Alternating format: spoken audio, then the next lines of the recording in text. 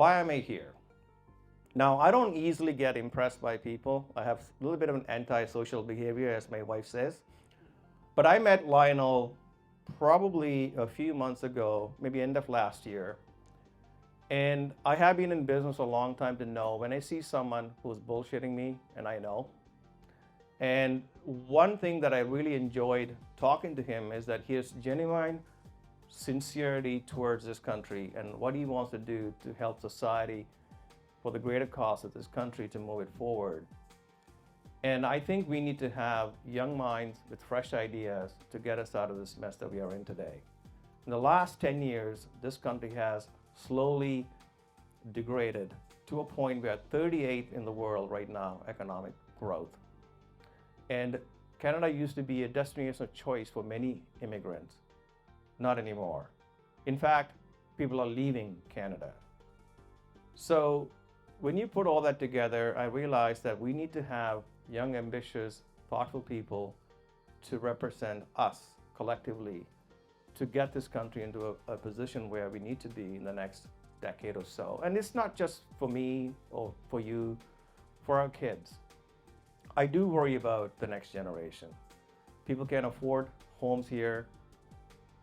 Life is expensive in Canada, and it's only going to get worse.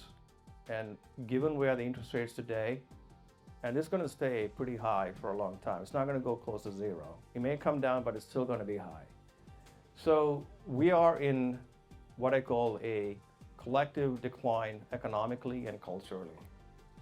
And to that end, I really want to get behind young people like Lionel and many other across the country to put common sense back in Ottawa, where we can respect people's freedom and differences at the same time, and also respect tax dollars' money to build a country that we all deserve and desire, not just for us, for the future generation to come. So with that, I want to introduce to those who have not met Lionel Loganathan. I think he will be, in my opinion, a candidate that's worth your attention and your support. And I definitely am not from this riding, but I definitely going to support him in any way I can. And not just him, but anyone like him across the country, I'm going to do that. And because I don't have the characteristic to run for politics, but I certainly want to support those who can. With that, I want to introduce Lionel. Wow, wow, wow, wow. Can we get a round of applause for Roy Ratnavel? What an incredible... He's a Canadian national #1 best-selling author, and I know Sajan had mentioned that in his intro, but thank you so much, Roy, and I really appreciate it. You've been an inspiration to me, and I know you're an inspiration to many. I'm very honored that you agreed to do this for me, and I really appreciate you being here with all of these folks. Thank you, I appreciate that. And you know what? If you haven't read Roy's book, Prisoner 1056, get a copy, and if you don't have a copy, I'm happy to lend you mine. I have a couple of extra copies, but there you go. Roy needs you to fund his retirement, but yeah, that's right. It's on Audible, but buy the hard copy. It's a good read. But you reading that book inspired me, and I know when we first met, I hadn't had a chance to read the book yet, and I promised you that I'd get it and I'd read it. I went out and bought 3 copies that weekend, and I'm happy to say I've given away the other 2. You still need to inscribe mine, so I'm waiting for that. But what inspired me was he has a chapter in his book which is really a love letter to Canada. And when I read that, it made me proud. It swelled me up with pride to be a Canadian, and especially for somebody from my heritage to see the world the way that I do, I greatly respect and appreciate that. And so thank you so much, and thank you for being here with all of us. It's obviously terrible weather. So it's not often that you get somebody like that introducing you, and so I was taught that you try to upstage yourself and surround yourself with brilliant people. So I'm very grateful for Roy being here. Look, I'm so thankful to all of you for being here. I really appreciate it. The weather is not in our favor today. Mother Nature picked today to be the sort of the worst weather of the year so far, and so I'm grateful to each and every one of you for taking the time to be here. There's a lot of problems that I want to fix, and So I've been out talking to people in Markham-Thornhill. I've been knocking on a lot of doors. There's some folks here whose door I've knocked on that have made the effort to come through the snow. Thank you. I really appreciate that.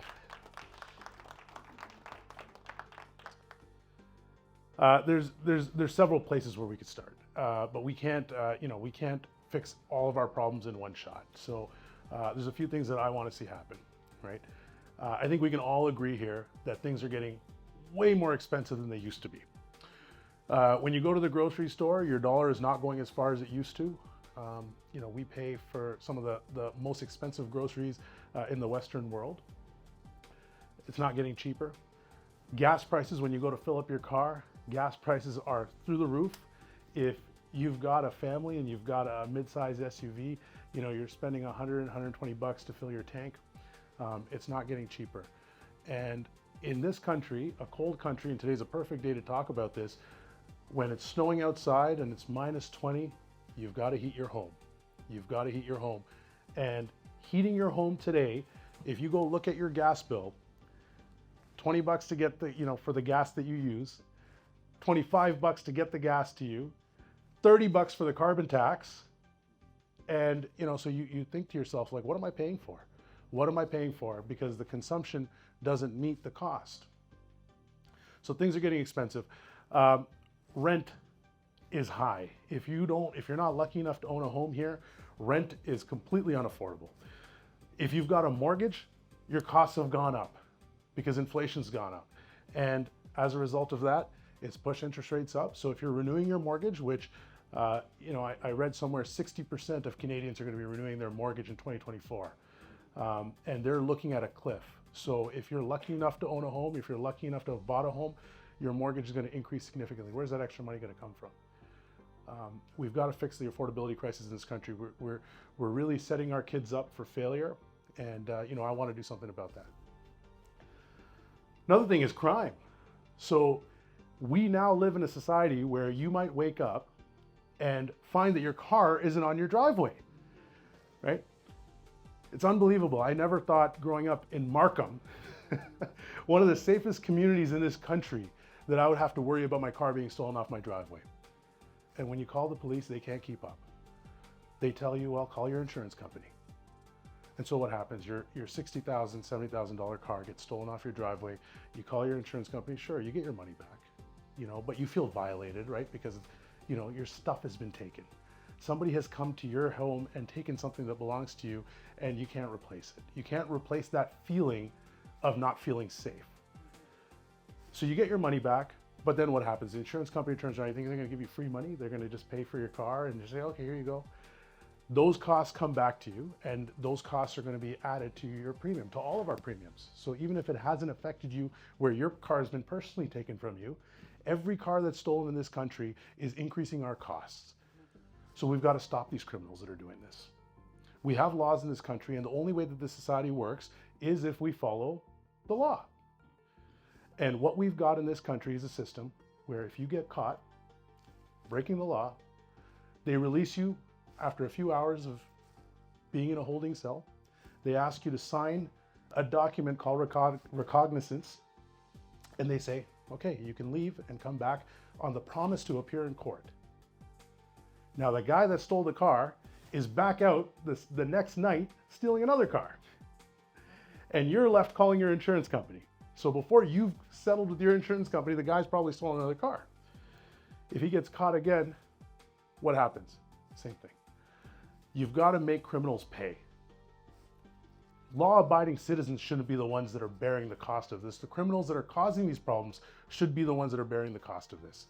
So we need bail reform in this country. We got to make sure that those that commit the crime do the time. That's the only way this society works. That's the only way we can feel safe. So we've got to address that. And I'm just talking about car theft, but there's a whole host of issues that we're seeing in our society. It's not safe to walk in our neighborhoods. Assault is up, sexual assault is up, violent crimes.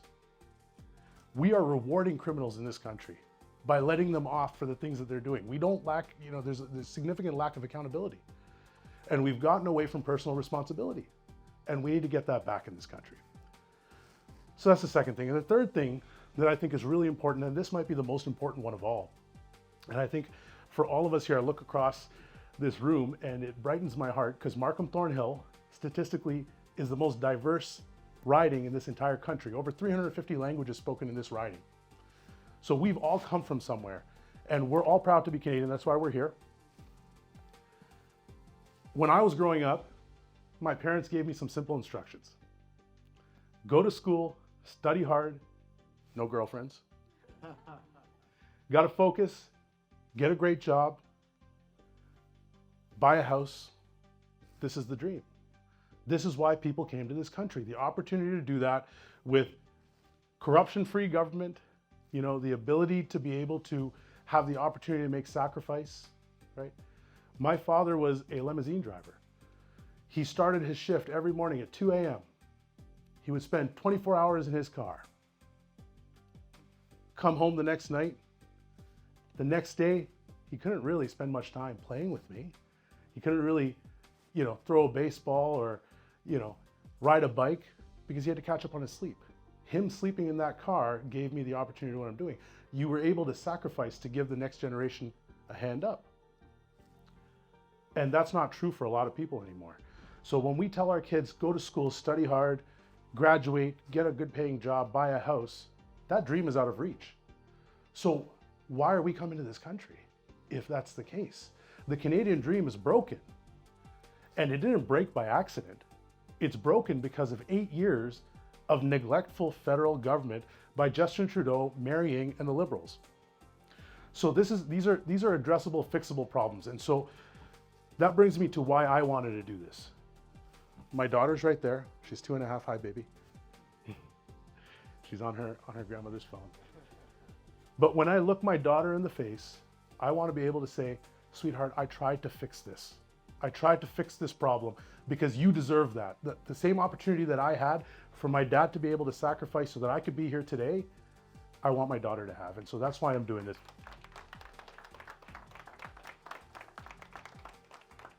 Thank you, I really appreciate it. Look, I'll tell you a little bit about who I am. Those are the things that we want to do. And we've got an incredible leader in the Conservative Party, Pierre Poilievre, who has given us hope. He's renewed the sense of hope that I have and my family has for sure. He's a very inspirational leader. So those are the things that we want to accomplish.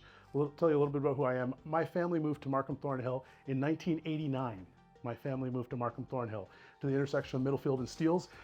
The picture that you see on my banner is actually at the intersection of Middlefield and Steeles. Those of you that that are familiar with the riding will recognize that. Yeah, that intersection's changed a little bit over the years, but when I think of Markham, I think of that intersection. And so they came here in 1989. My parents sacrificed, like I said, worked very hard. You know, gave me the opportunity to go to school, study, and do all the things that I've been able to do in my life.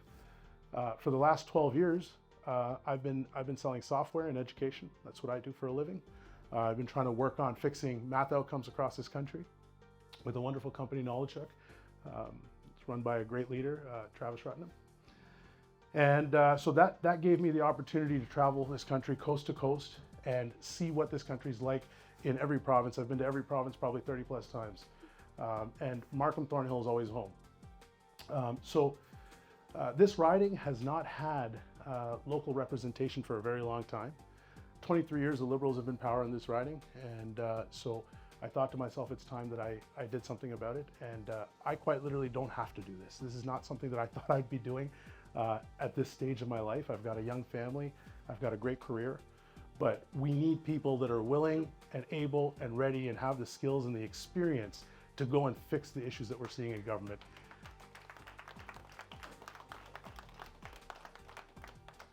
I've told people that, you know, I've got the audacity to put my name on the ballot, and you know, but it's going to take a lot of hard work.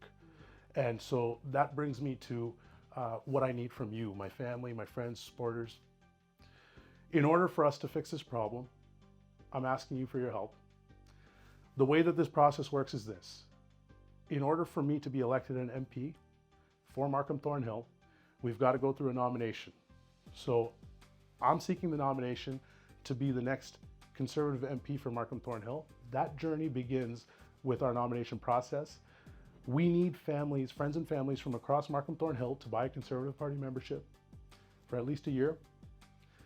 There's going to be a nomination day when we're going to have a vote, and I need folks to come out to that day and put my name down on the ballot, mark an X next to my name. And so I'm just going to go over the boundaries for Markham-Thornhill. It's a pretty big riding. It's Steeles Avenue to the south, Bayview Avenue to the west, the 407 to the north, and York-Durham line now to the east. Is a pretty big riding. It only takes 5 minutes to go north to south in this riding, but it takes 45 minutes to go east-west. So, and again, like I said, it's one of the most diverse ridings. So what we need is, we need you folks. If you live in this riding, and many of you here are from the riding, which I'm thankful that you're here. If you're not from this riding, I ask that you find 1 or 2 families that you know in this riding. And you tell them about this night, you tell them about what I stand for, you tell them about what the problems are that we're trying to fix, and ask them to meet with us, ask them to reach out to our team. There's QR codes on the banners, we've got sign-up sheets at the front. I'm gonna give Jay a shout out because Jay is helping coordinate some of these things, and so, you know, go speak to him. But we really need your help. We need to sign up folks in this riding, and we need to get them out on the nomination day so that we can fight the Liberals and we can start fixing some of these problems here in Markham-Thornhill and the rest of this country, by the way. Not just Markham-Thornhill, but for us, it starts here in this riding. So that's what I need from you. And again, thank you to all of you for showing up here today. You know, it's a tall order.